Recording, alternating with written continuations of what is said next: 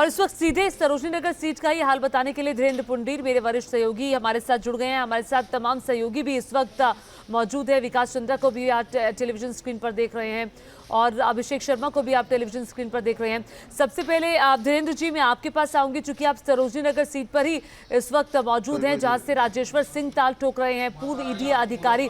तस्वीरें भी हम साथ साथ देख रहे हैं।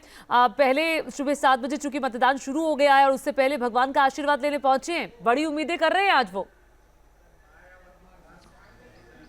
हाँ, देखिए, मुझे लगता है कि ये लखनऊ की सबसे चर्चित सीटों में से है। हालांकि 2017 में पहली बार बीजेपी को स्वाति सिंह के जीतने से ये सीट हासिल हुई थी और इस सीट को रिटेन करने के लिए कोशिश कर रही है और इसीलिए एकदम नए, हालांकि चर्चा बहुत थी कि वो सुल्तानपुर से लड़ेंगे या कहाँ लड़ेंगे, और पिछले 2 महीने से ये चर्चा चल रही थी ज्योति की अब वीआरएस लेंगे तब वीआरएस लेंगे, और पहले उनका नाम गाजियाबाद की सीट के लिए चला, लेकिन फिर बाद में आखिर में एक सीट देखते हुए, और ये बात देखिए, यहाँ तमाम बड़े नेताओं ने बीजेपी के प्रचार किया है। इस वक्त वो दर्शन कर रहे हैं, आपको सब दिख रहा है, और यहीं से वो आगे जाकर अपना वोट मतदान करेंगे। सरोजनी नगर की सीट ज्योति ऐसी है जिस सीट पर जो राजनीतिक संतुलन है उस पर तो चर्चा होती है, साथ ही साथ जातीय संतुलन साधने के लिए अभिषेक मिश्रा को यहाँ लेकर जो समाजवादी पार्टी आई है वो उसने कैंट से यहाँ लाई, यानी एक पूरी लड़ाई के लिए तैयारी की गई। दोनों कैंडिडेट्स इस सीट के लिए नए हैं, लेकिन इस सीट पर जो 2017 में बीजेपी की एंट्री हुई थी, तो इस बार भी कहा जा रहा है कि वो बहुत ताकत से जीतने की बात कर रहे हैं। लेकिन अगर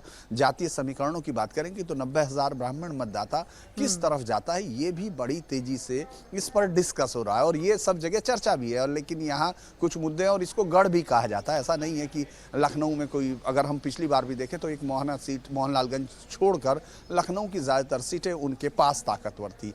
तो मुझे लगता है कि ये एक सारी चीज़ें हम लोग यहाँ दर्शन करते हुए आप देख रहे हैं, वो सब जगह जा रहे हैं जीत के लिए। मंदिर जो यहाँ का चंद्रिका देवी, जो यहाँ बंगला बाजार का एक बेहद तमाम लोगों की श्रद्धा का केंद्र रहता है सरोजनी नगर के इस इलाके में। अगर आप इस बंगला जो चंद्रिका मंदिर है तो यहाँ से वो निकलेंगे, मुझे लगता है ज्योति, तब हम लोग उनसे बात भी करके समझेंगे कि आखिर पहला ही एग्ज़ाम देने के लिए आपने तैयारी नहीं की और क्लास में एडमिशन लेते ही एग्ज़ाम दे रहे हैं, उसका रिजल्ट क्या होगा। जी ठीक है, बहुत सही आपने कहा। और इस वक्त सीधे में विकास चंद्रा का रुख करती हूँ, लखीमपुर खीरी में मौजूद है।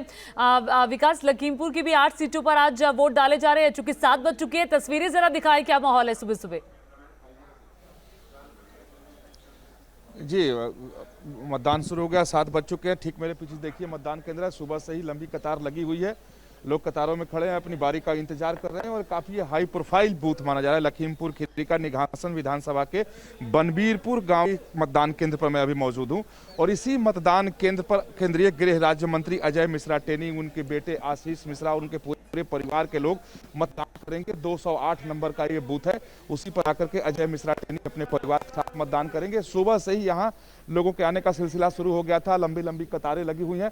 हालांकि इस पर 4 बूथ बनाई गई है और 4 बूथ अलग अलग बनाए गए हैं, लेकिन 208 नंबर के बूथ पे अजय मिश्रा टेनी आकर अपना मतदान करेंगे। जो जानकारी दी गई थी उसके मुताबिक सुबह ही उन्हें आना है और आकर के अपना मतदान करेंगे और सबकी निगाह इसी पर टिकी हुई है। सब अजय मिश्रा का एक तरीके से इंतजार हो रहा है। अगर लखीमपुर खीरी की बात की जाए तो 2017 में इस जिले में 8 विधानसभा क्षेत्र है और 8 के 8 बीजेपी ने जीत ली थी और 2 लोकसभा है, 2 लोकसभा भी बीजेपी के पास ही है। तो एक तरीके से प्रतिष्ठा लखीमपुर खीरी में बीजेपी की दांव पर लगी हुई है। अपने इस गढ़ को बचाने के लिए बीजेपी ने भरपूर कोशिश किया और उसकी पूरी कोशिश है कि किसी तरीके से लखीमपुर खीरी के गढ़ को बचाया जाए। हालांकि जो समीकरण यहाँ के हैं, जो खासतौर पर जहां मैं अभी मौजूद हूँ, यही इसी बनबीरपुर गांव से वो किसान आंदोलन के दरमियान जो घटना तिकुनिया में घटी थी, तो यहाँ से लगभग 3 किलोमीटर की दूरी पर है। तो यहाँ सिख आबादी लगभग 5% है। तो जो पहले बीजेपी के साथ थी, अब वो किसान आंदोलन और घटना के बाद से जब 4 किसानों की मौत हुई या कुल 8 लोग उसमें मरे थे, उसके बाद से इधर का माहौल कुछ बदला हुआ है